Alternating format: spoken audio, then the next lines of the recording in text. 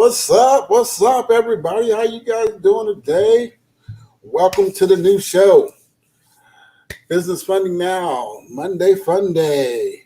I'm Jeremiah Davis, the funding coach. And today we are going to learn how to get personal loans to grow your business. Uh, I haven't heard too many people talk about this. First of all, is everybody can hear me? Let me know. Give me a comment, something. Or number one, like my buddy Derek does, give me something so you can hear me. I got a new mic. I just want to make sure it's working right. But not seeing anything yet, but I got some viewers. All right, so I'm going to assume you guys can hear me, and I'm going to get into it. So Monday Fun Day. So every Monday, I'm going to come to you guys and give you funding tips on different funding products.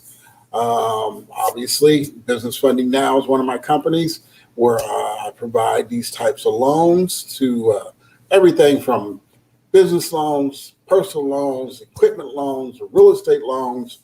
You can even do, business purchase loans. Accounts receivable or even a purchase order.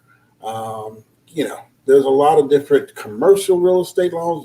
There's so many funding products out there that most of us don't even have any idea about.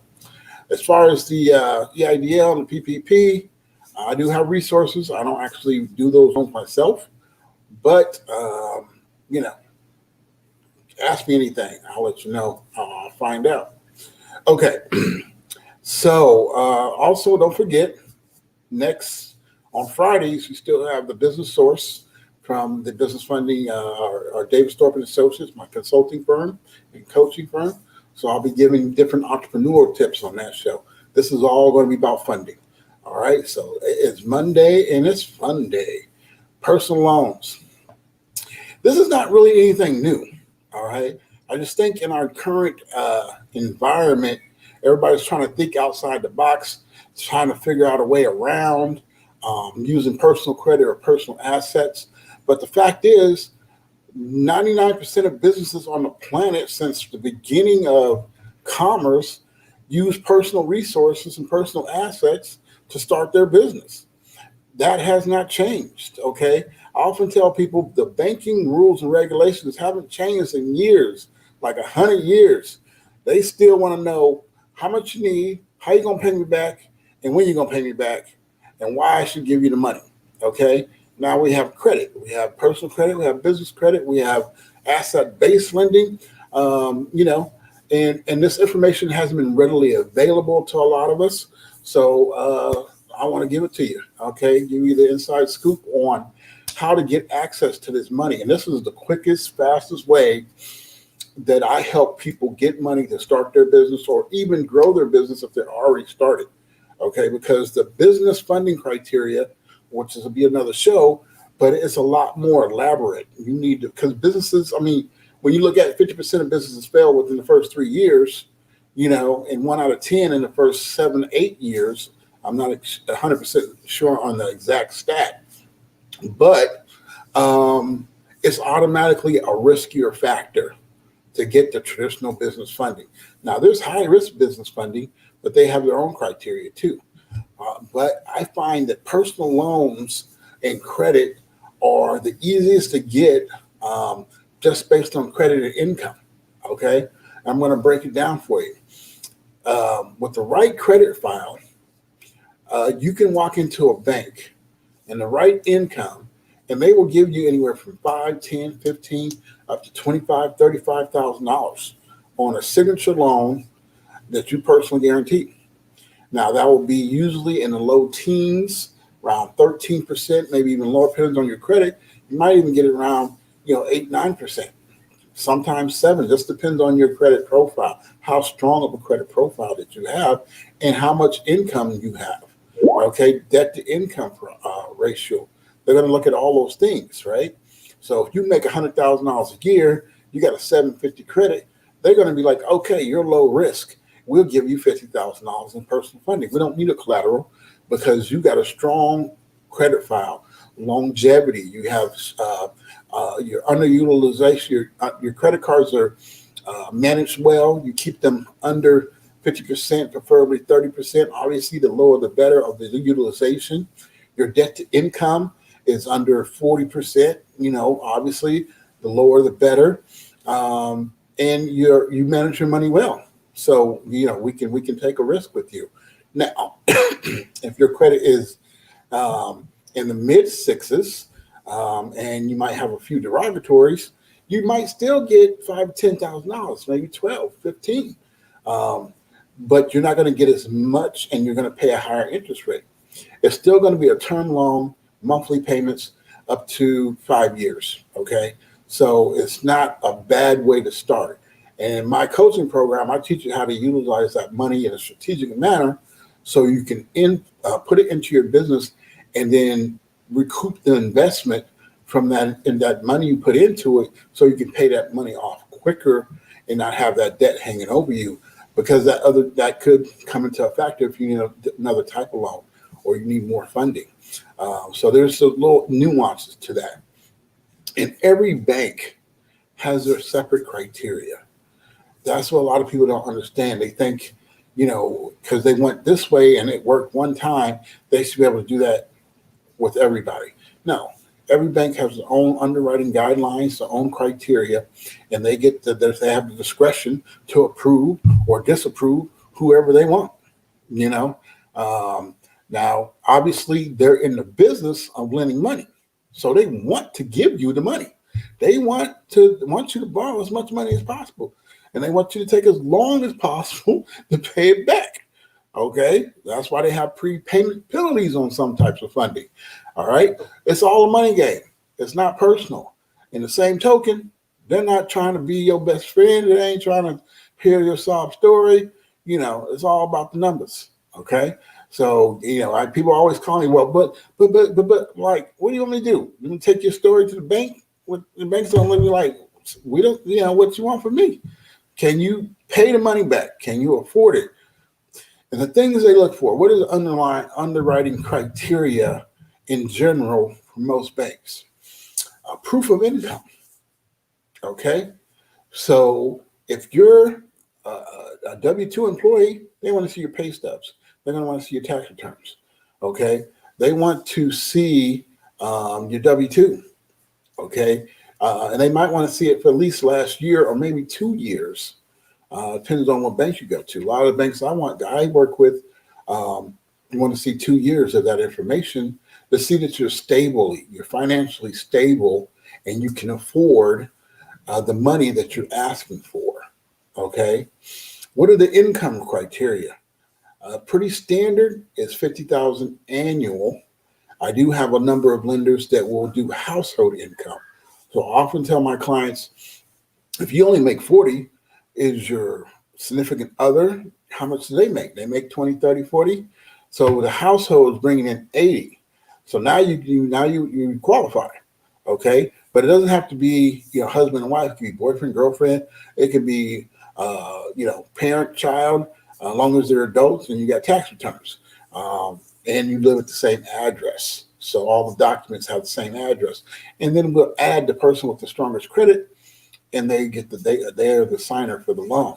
So there are things they look for. If you don't make over $50,000 and you live alone, or you're a single parent or something like that, it's going to be more difficult for you to find some type of funding for whatever you're trying to do.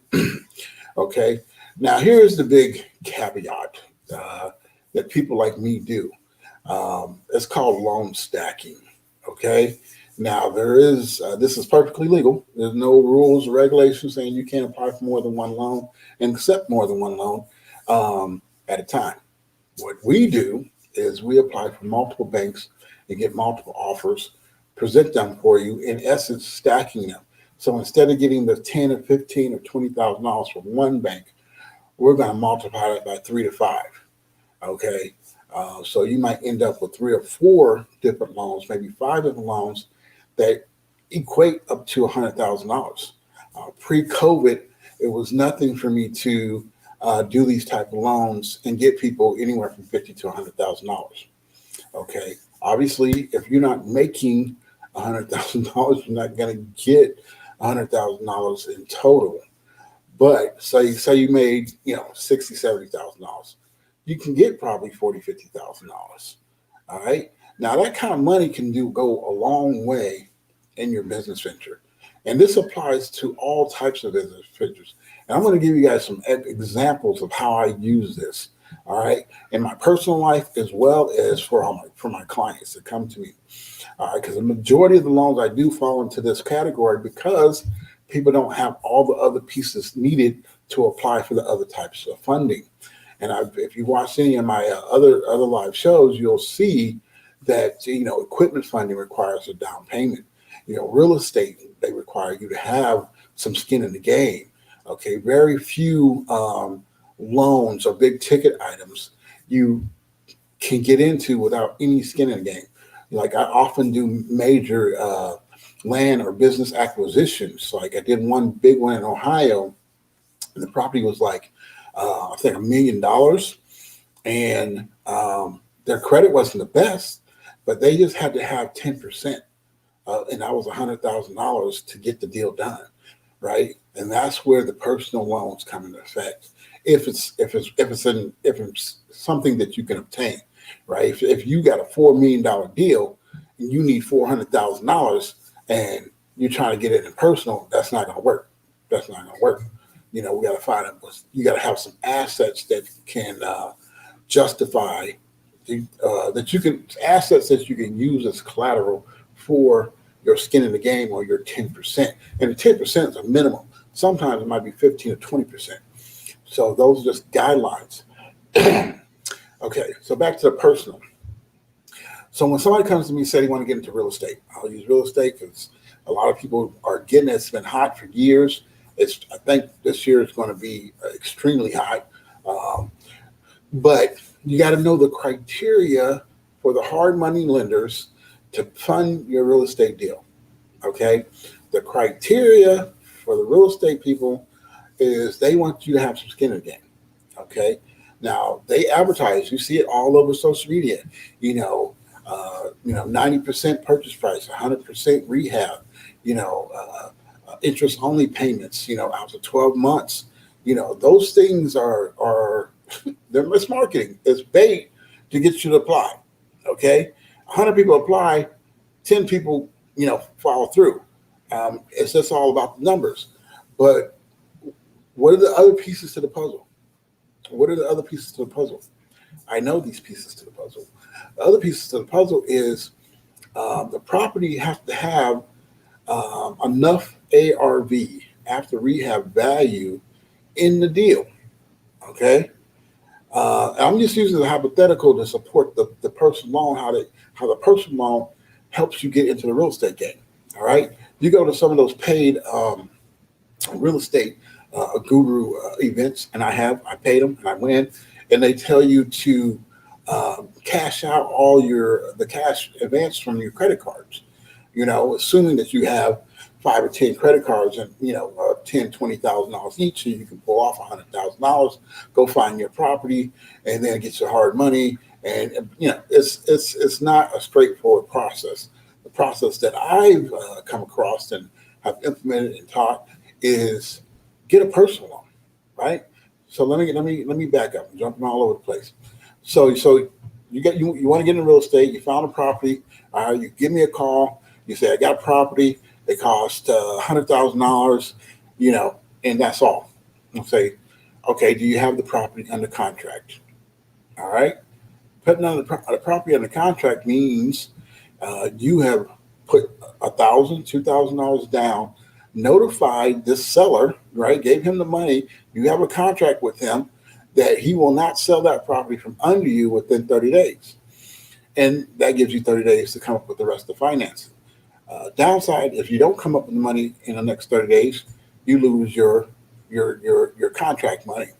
Upside is a lot of times they'll extend that. Excuse me. They'll extend the contract out 60, 90 days. So that's not really a big deal. Usually we can get you the rest of the financing within the 30 days. Okay.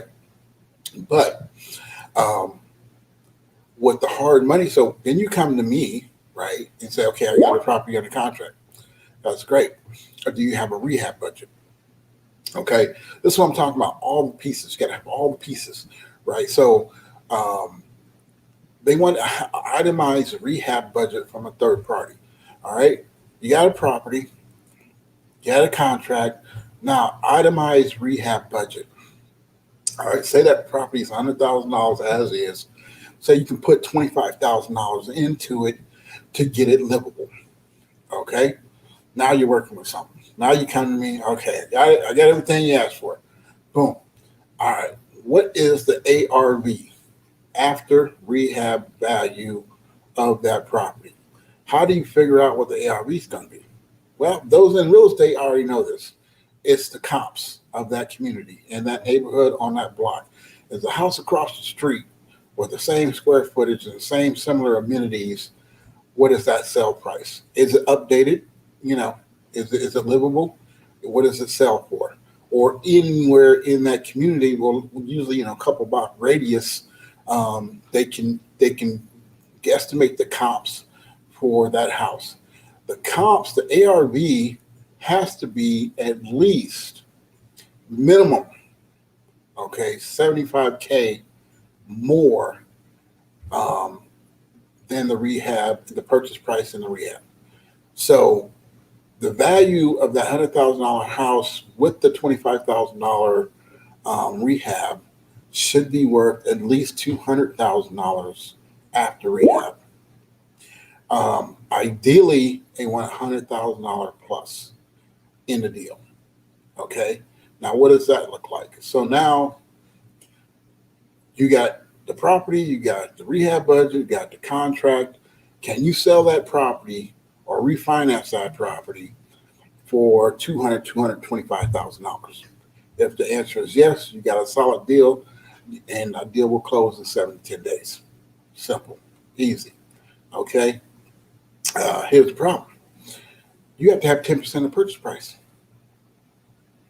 Yeah, so you got to show them that you have purchase price of 100,000. You got to show them that you have $10,000 in liquid assets in your bank account. All right, and you need another about 5, 10%, 15 is gravy of liquid assets to cover interest payments during the rehab. So the interest only payments might be $1,000, might be $1,500.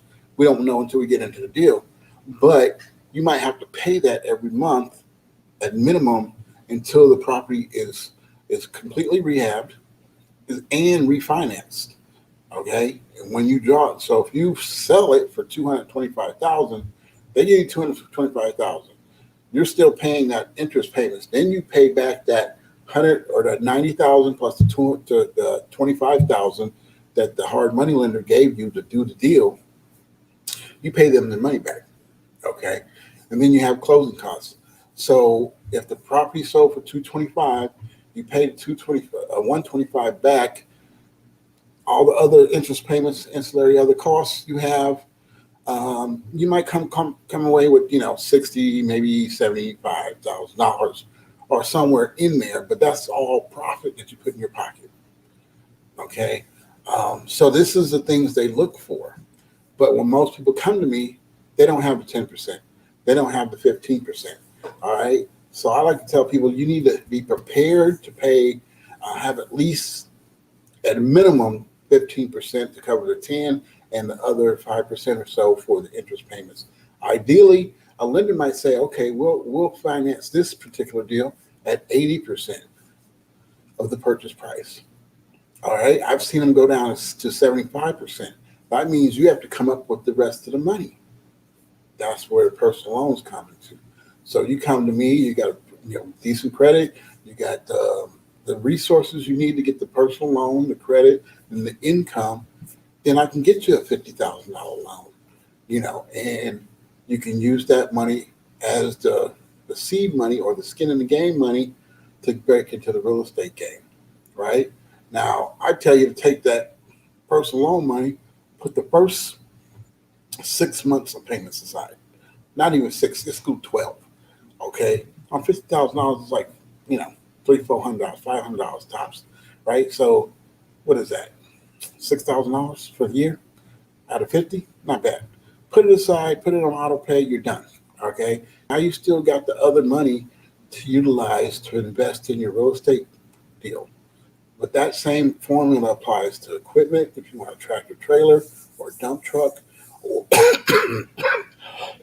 restaurant, any of these other funding options that you need to have a down payment on, that you need to have some skin in the game on. All right. None of these lenders are here to finance your whole deal. They're not going to just say, "Oh, you found the property is $100,000, but the ARV on that's 300,000. That's a nice deal, but you don't have no skin in the game. And if it's not under contract, the next guy is going to come and sweep it up and buy it from under you." That happens so often when people come to me with not all their ducks in a row, and by the time they get everything together, the property is sold to someone else. Okay, so these are the tips. This is how you can get a personal loan and put that into your business or start your business. Say you already got a business, all right? Say it's you're an auto mechanic, you have a shop, you need some new equipment, all right? There's a couple of options. You don't have all your business things in order to get a traditional business loan, so we can go with the MCA loan. That's that merchant cash advance, that's high interest, that's payday loans for businesses. They're necessary evil, but that gets you what you need. Or we can try the personal lend. All right. You can use your business income as personal income to get personal loans. All right. That's what entrepreneurship is about. So, or any other thing like that. I often use those for restaurants and emergency situations. They need, an oven or, plumbing work or some type of high dollar um, repair or influx of supplies to that won't take out of their cash flow. Their daily cash flow needs to keep going. And if they take it out, it will be an interruption in the cash flow, which will cause more problems. So you come and you try to get these other funding options. Problem is you ain't filed taxes in 2 years or something like that. Or whatever the case may be. Your credit is 100%. I don't know. There's 100 different things that can go sideways. And every file that comes across my desk has its different, unique circumstances because individuals are different and unique. So the cookie cutter approach does not really work. You got to take every situation. Now, once you have a plan and you do this few times, you know the things to look for. Okay, this is what I need to go get this type of funding. All right. And it should be building blocks, right? Don't come back to me every year for a personal loan for $50,000 to put into your business. You should have been built business credit. You should do everything you need to establish yourself. So financing your business on a long-term period, do business credit or business loans um, isn't an issue for you. You can walk into the bank and says, "I need $100,000." Guy says, "Yeah, Bob, no problem. Everything all right? Here you go." Because you got a banking relationship with them. They know you're a solid businessman. You got your ducks in a row. You got your credit straight. You got your business credit straight. You got your financial documents, P&Ls, balance sheets, capital stones. Everything is in order, and it's easy to access and provide them. Okay, those are the type of things that they look for, and there's no end in sight. I've said this multiple times on multiple shows. You should be growing your business credit indefinitely, where you can walk into any place and ask for whatever you need for your business in your business name and get approved. But it's I don't want to say stepping stones because it gives the wrong idea, but they want to see that other financial institutions have trusted you and you've managed that and paid it back and you have that on your business credit report. So that makes other financial institutions say, okay, you're not risky, or you're less risky. Okay. Anyway, most of us have to start with the personal financing, personal credit cards, personal loans, and as long as you manage it right and have a plan to, I would say you got to have a plan to make more money. All right, there's no reason to keep high dollar debts on your credit card or loans longer than you need to have them, right? And most of these personal loans have no prepayment penalty, and you can pay them off early. You don't have to keep it for 5 years, even though you got a 5 year term. You don't have to keep it for 5 years. Keep it for a year. Got some more money coming in, and you pay that sucker off. Now you can become your own finance bank, as they say. You know, I would still use other people's money to finance the majority of the deal, but I have my own seed money, my own down payment. You know, I don't have to borrow it. I can that way you can start flipping properties or flipping or getting trucks or expanding your fleet or whatever the case may be in a more expedited format. All right. Do we have any questions? Anybody got any questions about any of these things? Okay, well, you know what? Follow me on YouTube. There's some more videos on there. There's a Business Funding Now YouTube page. There's a David Stewart YouTube page, Instagram, LinkedIn, Facebook. All of that stuff is out there. And, catch me Friday for the Business Source and next Monday for another Monday Fun Day. And I want to thank you guys for watching and being supportive. And my name is Jeremiah Davis. I'm the Funding Coach. Peace.